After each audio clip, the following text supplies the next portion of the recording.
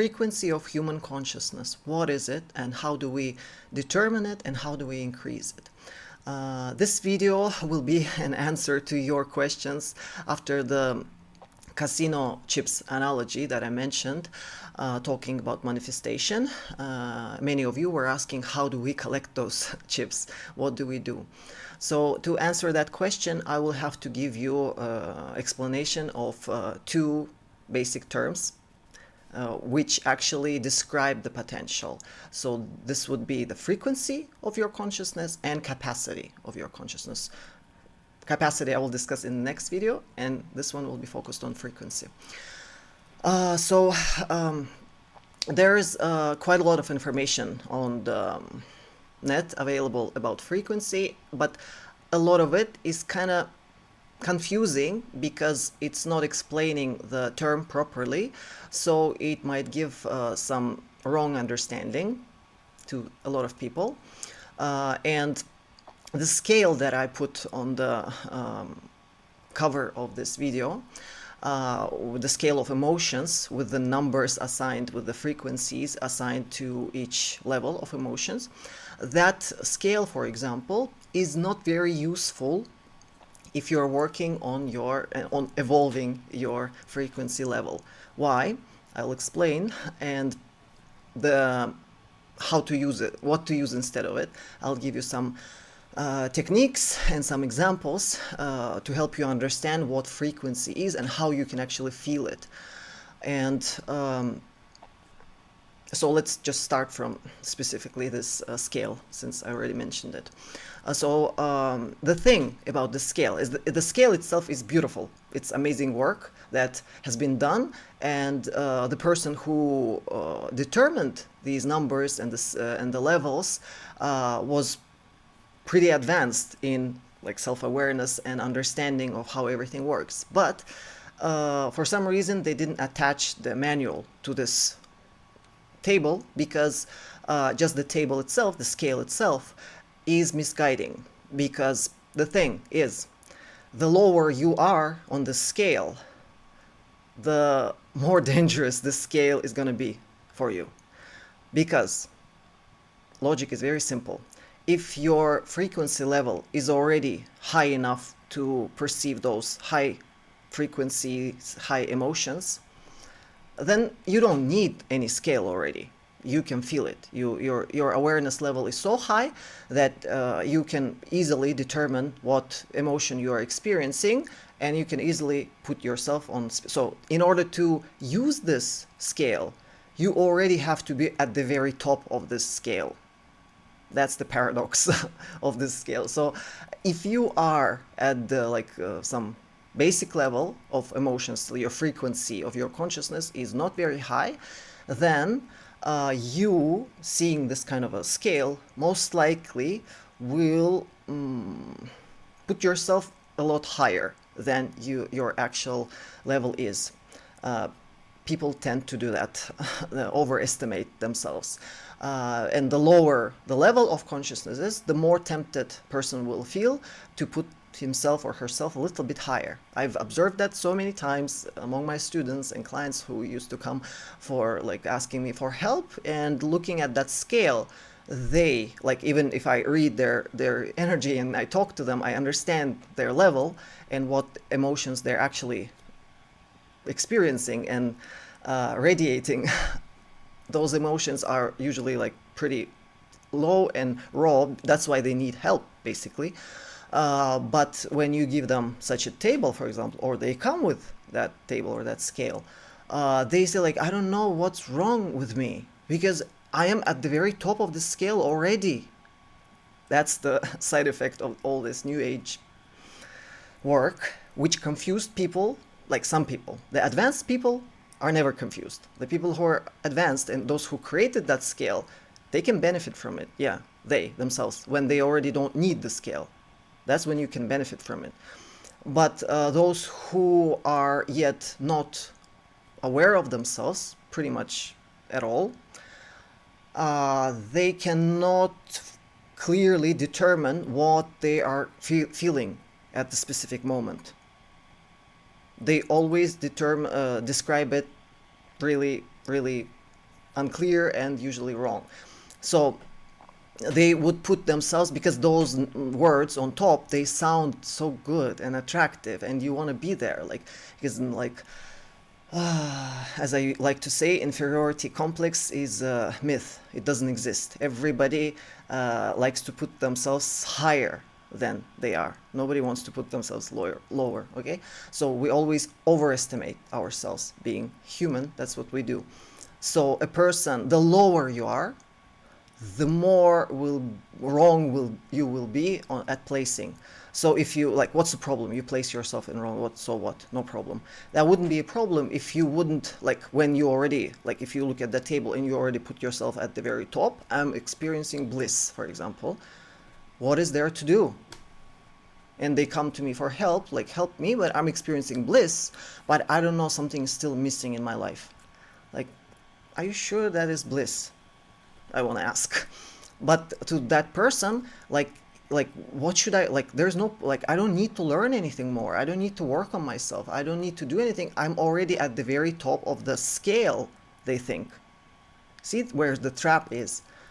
The more the confused you are, the deeper you are in illusion, the deeper you will go into that illusion, because you will not be ready to look at yourself. You will not be ready to accept my advices and my observations.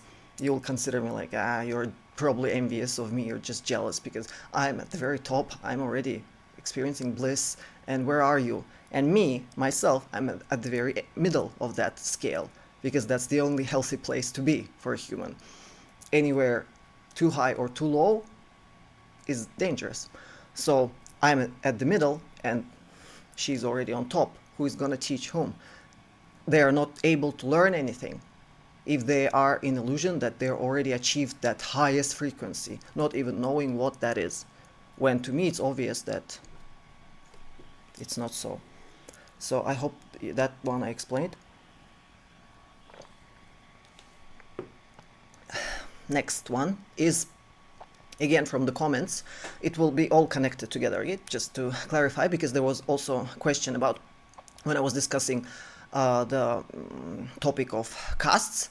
So, few people asked me about, or commented that this whole system is bad and evil because um, how to say, like, it separates people into groups, and we should be like somebody who's on top already understands that we're all one, and so on. So the idea behind that system, it can actually be combined with this idea of the emotional scale with the same logic. The lower person is on the consciousness level, the less aware he is. By definition, he's low on frequency, he's low on self-awareness. So he's not aware of this world, not aware of himself, not aware of anything, pretty much. He's just like all the time terrified. And you ask this person, like, are you strong? Are you powerful? Do you want to be a king? Of course he'd be like, of course I can be a king. It's what is so hard to be a king? It's like, it's just the same person, just like me. I can be president. I can rule this country much better than that man does. What is there? Because he doesn't understand. That's the whole point. Why is he low? Because he has low awareness. Why does he have low awareness? Because he doesn't understand. Why does he not understand? Because he has low awareness. So it's a loop. You understand? So if those people would not have been put in strict like walls and boundaries by priests and leaders, telling them that they have no chance to incarnate in higher castes. You understand that that was done for like a safety mechanism to protect the lower consciousness people from themselves, not to protect leaders from them. In a way, a little, but mostly because those people being so unaware of themselves, this world and everything, they will misinterpret everything, and they will hurt themselves to the level where they just like burn the whole system. And they, because they will be looking like, imagine he has an idea that we're all equal, and he could have been potentially like an emperor or a king or a priest, and he has to do this dirty work. Like, why? He would have that constant resistance of not being able to understand why. But he does not have the potential to understand why. It's not like he's not ready to perceive the concept of reincarnation, soul, all that consciousness, too much for him. But he would be like, if he would not be put in borders, he would constantly feel all those, like that anger, that were like rage, jealousy, envy, and he would be like spitting that anger all the time. And because like the emperor doesn't care about his emotions, he would do that for a while. After a while, he'll just burn the system, and when the system is burned, he'll become dangerous. He'll just, from that anger, he'll just start killing people, for example. Or just basically more common thing, he'll just like, out of being the system being overloaded and burnt already, from being unable to understand, why can't I be Madonna? Why can't I be Madonna? Why so much resistance to the fact that I cannot be Madonna? And with that resistance, the body is like warming, and it will burn. And then the system, like the best thing that can happen to this person, he will just start drinking, for example, and drink himself to death. That's one way. Or like something similar. More dangerous option is that he could start like attacking people, killing, or or like stealing, because he feels like we all deserve a right. Why am I just some slave? I should just steal. I have a right for it. I'll just go and steal from the priest, or from sound like, or I will be priest. I'll just kill the priest and I'll be priest tomorrow. Why? Somebody also asked like, why in Amazon forests there is no caste system. Like everybody speaks to forest there. That is not exactly the truth. I don't know who, some of you maybe read the comments and seen that comment. I explained there that in fact in Amazon that hierarchy is very, very clear. They do not all speak to the forest and spirits in the forest. They have one shaman per community, and only shaman speaks to the spirits, and only one shaman prepares ayahuasca, and only one shaman heals, only one person, and everyone else has their own roles. Somebody hunts, somebody cooks, somebody produces vegetables, somebody takes them to the market, to the next village, sells them, exchanges them for something. Somebody is the leader who controls the connection with other tribes, for example. Roles are strictly distributed, and everybody knows their position and respects other person's position. Like nobody like suddenly comes like, okay, why is he a priest? Why is he a shaman? I'll be shaman starting today. They don't do that. That's the whole thing. They trust that one man who is doing that job. And even though all the rest can speak to the forest, the forest will not speak back to them. That's the key. They are close to nature. They know that spirits are real, and that they can talk to trees, and that they can talk, but only shaman can get the answers back. You got that idea. So just talking is good, that they trust nature and they're connected. But you have to develop an ability to hear the answers also, not just to ask questions and believe that. So that's the frequency, to be able to receive the answer, receive the healing advice, receive the healing, or like receive, I don't know, rain or something, whatever else is needed for. That is the frequency of consciousness. That's the difference. So going back to the caste system and frequencies of emotions and castes, the idea is same, that it was meant to guard those, like it would like kind of like create a little bit like little lie or little fake for the society, to throw that lie into the people, and for the lowest caste to believe it and feel safe, okay, like, and feel in a way ready to surrender. Okay, if there's no point for me to, I'll never get out of this caste, I'll just forever be a worker, so I might as well just work, because my, like, no need to look at them, just do my thing. And he has more chances to surrender and to actually work and to actually focus on his work. And if he works well, really hard enough, he starts enjoying his work, he works, life after life, at some point he will reach the level where he gets the awareness that there is progression. And by the time he realizes that, he is ready for that truth. Now that illusion falls apart. So it was like the people on top knew that people can go from caste to caste, but they knew that it's not a good idea to tell those lower ones that we are equal, because they will use it against themselves, and everyone will damage everyone, including themselves, because in a way we are equal, in a way we're not. So we got that point. So what else was there? So let's go to the frequency itself. How do we then, if that way doesn't really help, how do we determine and how do we work with it? I'll try to give the technical approach. Let me formulate. Just a second.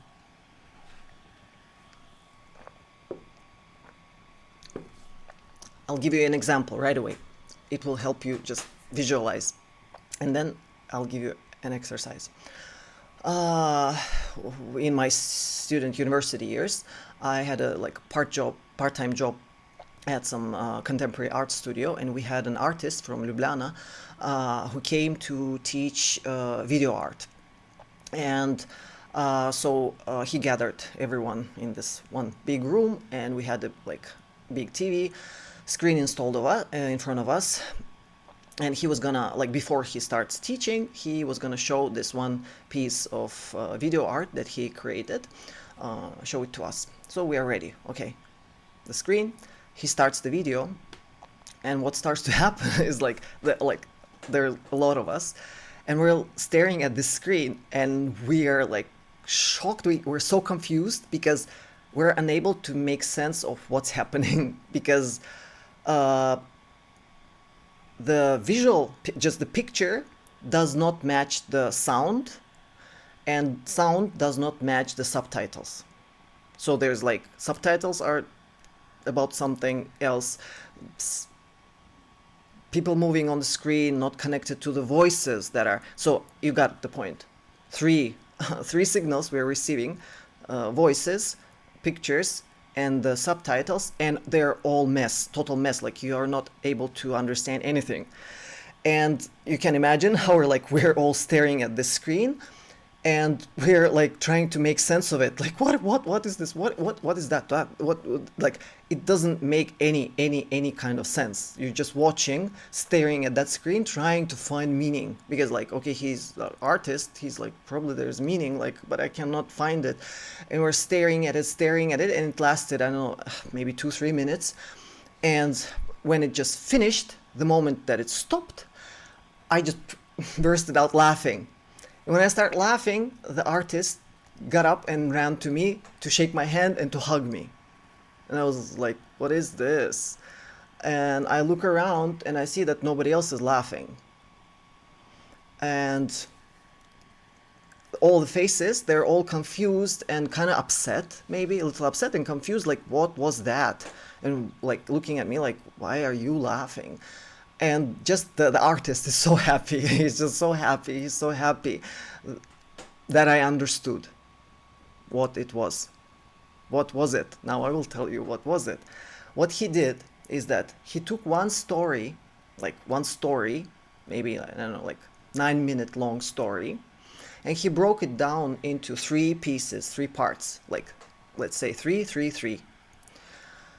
And then he combined them all into one 3-minute period. And the first part he left as the picture only. The second part he left as a voice only. And the third part as the subtitles. You got the point, right? So 3 different parts. He combined them all, squeezed them all into 3 minutes, and he started them all at once. So at the right from the beginning, you are watching the visual part is showing the story from the very beginning. the voices, the sounds are showing all the sounds are showing the story from the middle, and the subtitles are showing the story from the last third, last part. And observing them all at once does not make any sense, because you're not able to connect any dots, like who is what is this happening. And what you're experiencing is that what your brain feels, what brain of all these people felt. I can realize, because I experienced it with them, that you're trying to connect dots, like who is what is, who is why, who said this, why, to whom, why. You're trying to connect it, and your brain is trying to connect dots, and scan sounds, scan pictures, scan the text, scan, constantly scan, and try to find connections, try to find a logic. He's trying to you're getting there, I think, getting what I'm trying to explain. So brain, that's why that sense you're staring less, not how we watch movies usually. That usually those things are matching, and here you're trying to make sense of it, and it's impossible. It seems impossible, and only if you didn't miss any part from the sound, you didn't miss any part from the picture, you didn't miss any part, any word from the subtitles. Only then, when the moment when it all stops, when it all finishes, then it makes sense, and it appears to be a very funny joke altogether. Altogether, it's a joke. Part by part makes absolutely no sense. So that's why I was laughing. That's why he was so happy. Somebody got the joke. If you got the joke, it means you were able to see the whole story. So what the brain of my friends did is that it was trying to connect the dots, connect, but the frequency of their consciousness was not high enough to keep up with that amount of information coming at that specific speed, because you need to keep receiving. For this you'll need capacity. That's topic of our next video. Capacity to keep collecting, and frequency is how frequently you switch in between these three. So this is what frequency is. Frequency, how frequently are you able to switch from 1 to 2, 1 to 2, 1. The faster you switch, the more information you gather. Because if you're switching slowly, you're stuck on the picture for too long, or you're stuck on the sound for too long, you miss so much happening here. If you're stuck on this for too long, you got the idea, right? That's what frequency is about. That's the idea of that ability to switch,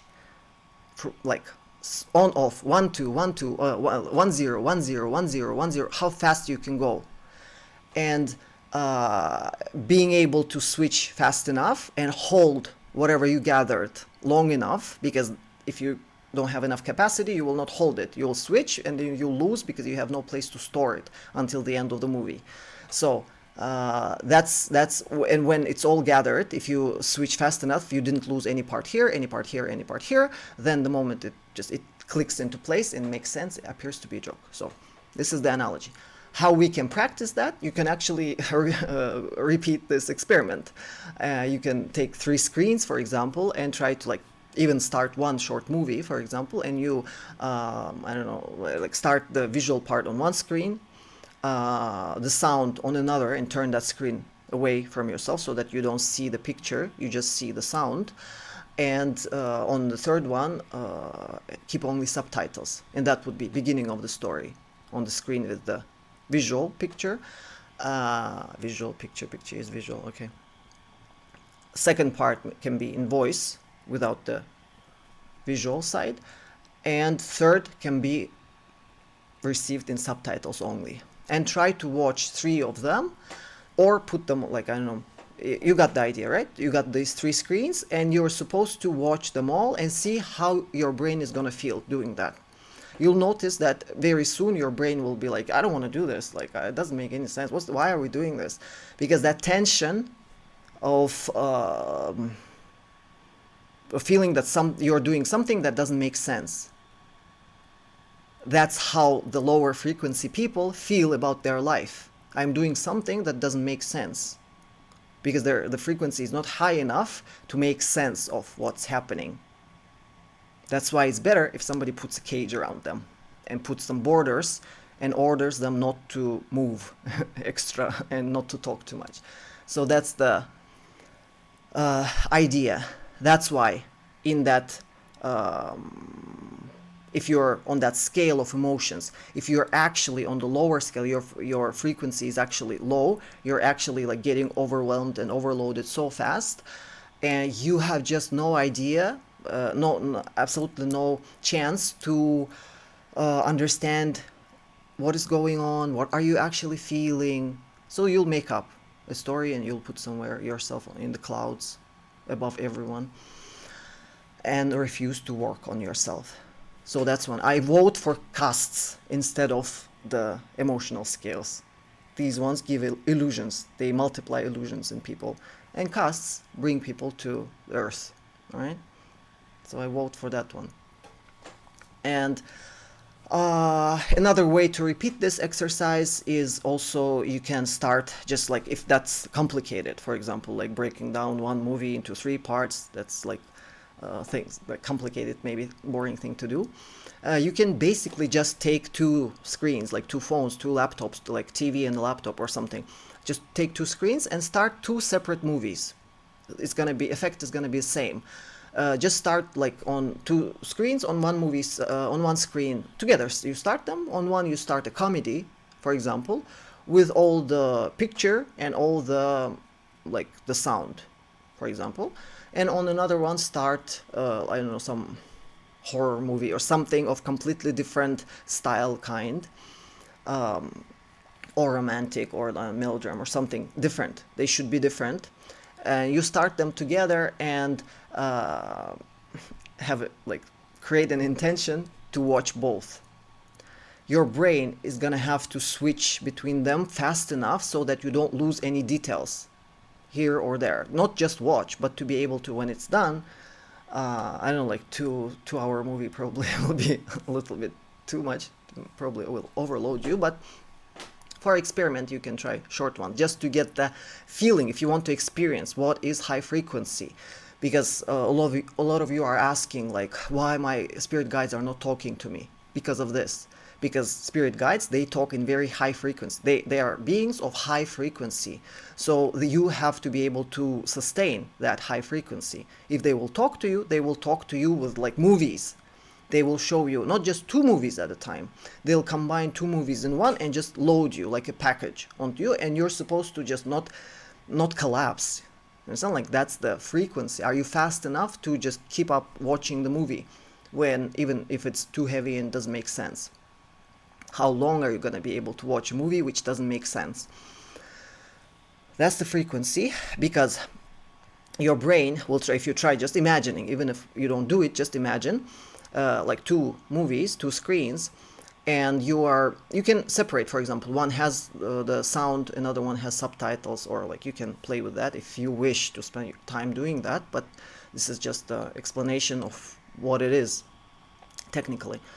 So on these 2 screens you can actually what was I was gonna go there somewhere. I forgot. Okay, never mind. So in order to use this properly, you would have to actually do at least some kind of exercises which will hurt your brain. This is what I was gonna say. You're gonna experience discomfort. This is what I was gonna say. If you put 2 screens and you try to watch 2 movies at least for a minute and really focus on both of them, this frequency of focus, it is frequency of focus, frequency of attention.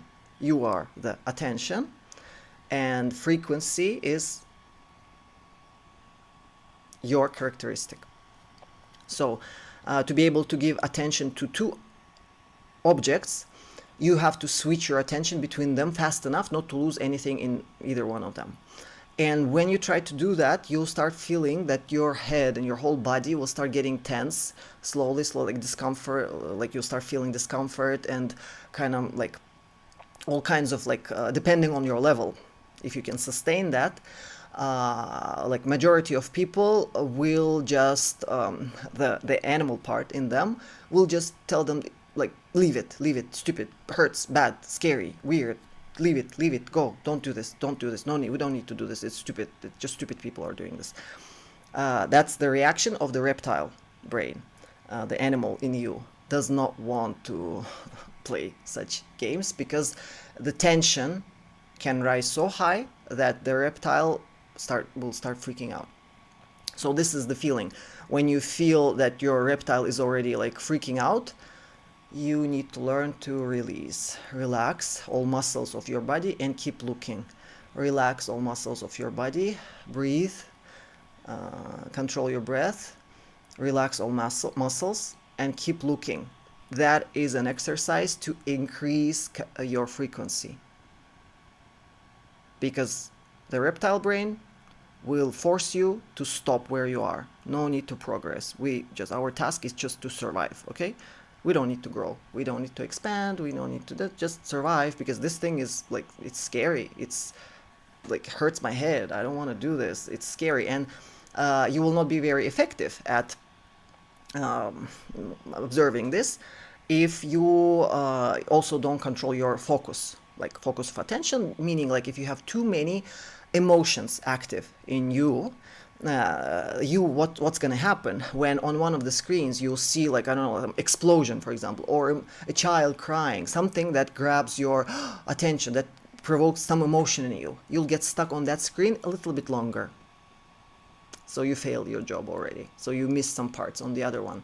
Because the task is, when these two movies are over, for you to be able to tell fully what happened in one and what happened in the other. If you are stuck in some like colorful, for a while you get stuck in some like a explosion or something here, and you're in those emotions, you're stuck for a while, then you're like, oh wow, why am I stuck, what am I doing here, what was I doing, I'm supposed to look at the other one.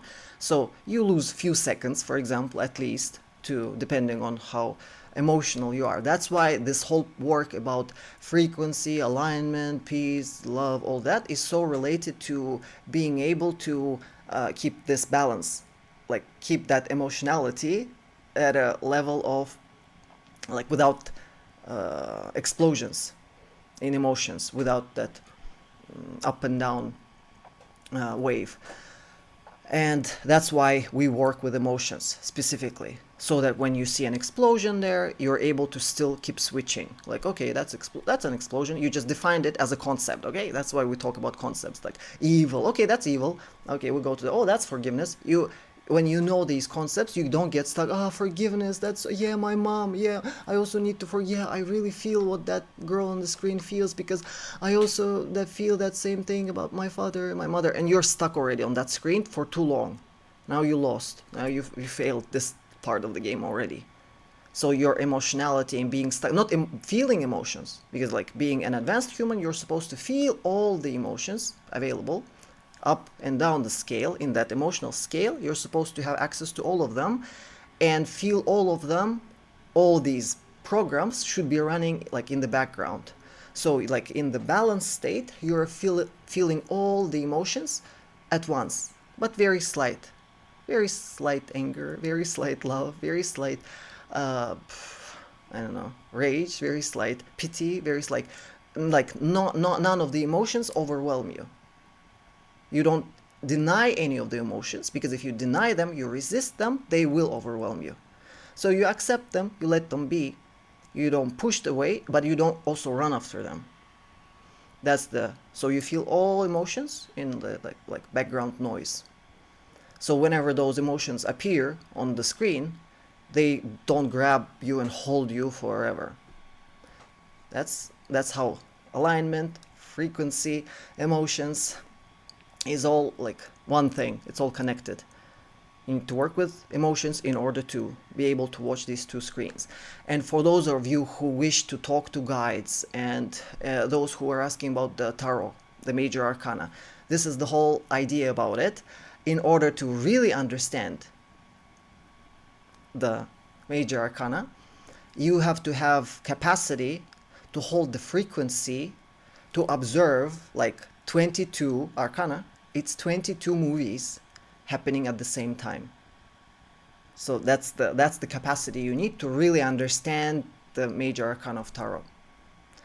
If your capacity is anything less than that, you will misunderstand at the let's say the least.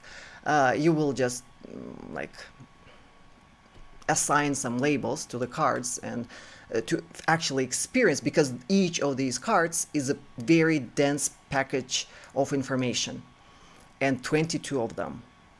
To be able to understand the tarot deck and the major arcana, you have to grasp that whole thing all together.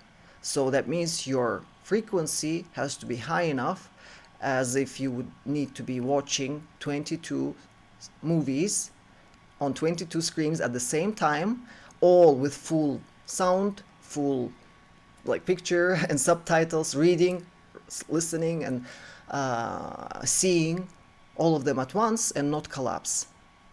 That's like analogy. I hope I'm. That's why, for example, interaction with higher dimensional beings just switches off. Majority of people, they just basically faint because of being unable to look at so many screens. They just lose consciousness. So that's what we're training here. If you're still on my channel, we're going to be working on this ability to hold more screens and this way see like bigger picture. I hope that explanation worked. I will go into the topic of capacity in my next video. And for this one, well, I hope I explained all that was on my mind. Pretty much, I guess. So good luck if some of you will try to do that experiment. If not, just imagine it. That's already enough to understand the concept at all. Like, what is frequency? To just stop being an illusion that is just like, I'm happy, and you're already experiencing frequency. Oh, yeah, one more note from it came. I remembered about one of the comments in the beginning. I was going to say, there was one of the comments asking about the manifestation, clarifying is it also possible, clarifying my view about this idea of that you just need to stop thinking in lack and start thinking in terms of abundance. That's the same idea. When that new age idea was given to people, it was again the same, like the same idea as with this. Like, how do you explain to somebody who does not know what does abundance feel like the lower frequency people, they have no idea. You tell them, just feel love. It's just love. It's so simple. Just feel love. And he's like, okay, all right, I got it. I should just feel love. What is it? What should I do? Uh, just feel abundance. Okay, how do I feel abundance? I think about it. Okay, I'll think about abundance. Like, show me abundance. They look at you, you have abundance. They're like, okay, I'll think about your abundance. Like, is that gonna help me feel it? Is that gonna make me feel abundant? Because it doesn't make sense. The whole idea why they are not being able to feel abundant is because they are not abundant. At that level, it's a loop. At that level, they're stuck with that fact. To explain it better, I had this thought today. I have one song I really like from one Ukrainian group, and there is a line in that song which says, "Only ashes really know how to burn." That's my translation. So that logic, like, in order to really know how to be ashes, you have to actually first experience how to be burnt. So that logic, please catch the idea here. Somebody who does not feel abundance, you cannot just tell him feel abundant. He's like, okay, have no idea what that is. Okay, I'll feel that. And what he feels lack of abundance. That's why that approach to teach the people who are not ready to manifest things right away when they don't have the capacity or ability in their potential, in their consciousness to manifest. You give them that idea. First you tell them all we're equal, then you tell them you just need to feel from abundance. They need some kind of reference to feel like what does it feel like this example with ashes, like I need to feel and I need to be burned at least once to know what it feels like to be a fire, to be on fire, to be burning. That idea, somebody who didn't, you can imagine as much as you want. You will compare to something that you know, and what he knows is lack. So that task does not work. You can give that task to advanced people. Yeah, they'll catch it. But when they are advanced, they don't already need your instructions. That's the key. If their frequency is already high, they're already abundant. They don't need any.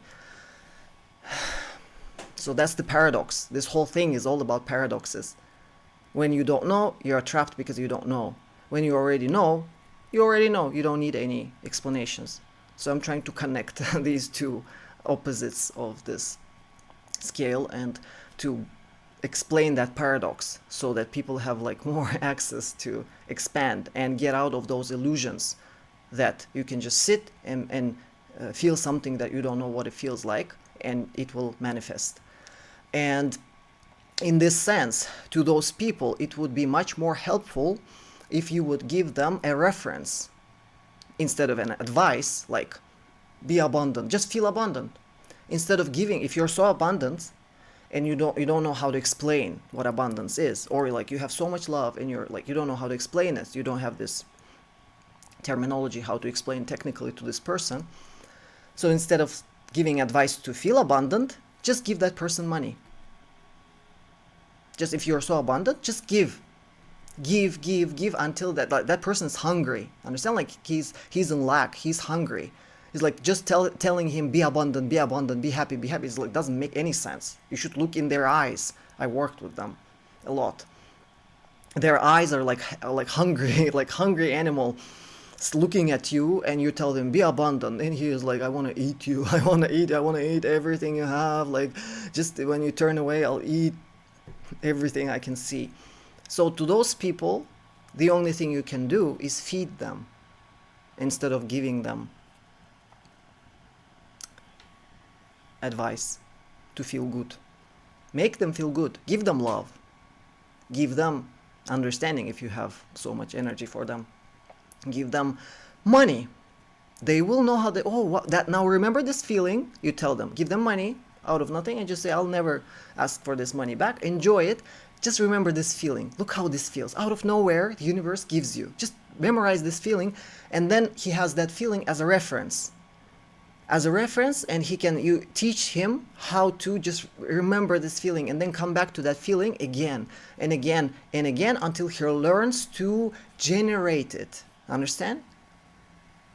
And he learns to just every time come back to that memory. Out of nowhere I received, I don't know, a home or a car or like some money. You just give them money if instead of advice. That will help. So they will not be grateful because they're still like hungry, so they will want more. If you give them, they'll come for you, and next month they'll ask for more because they feel you're equal and they deserve, and you must give them now. Then it's gonna be your problem how you're gonna love them and give them more, because they will drain you and they will exhaust you. But the idea is, if you want to help and sacrifice yourself. That's help. Just telling them, be happy, be abundant, is pointless. Good reference out of all the ones that I've run into on the net is Abraham Hicks. I was referring to her in previous videos also, and I was mentioning that like her energy is like she is actually giving that frequency. She's generating and she's giving that reference. She's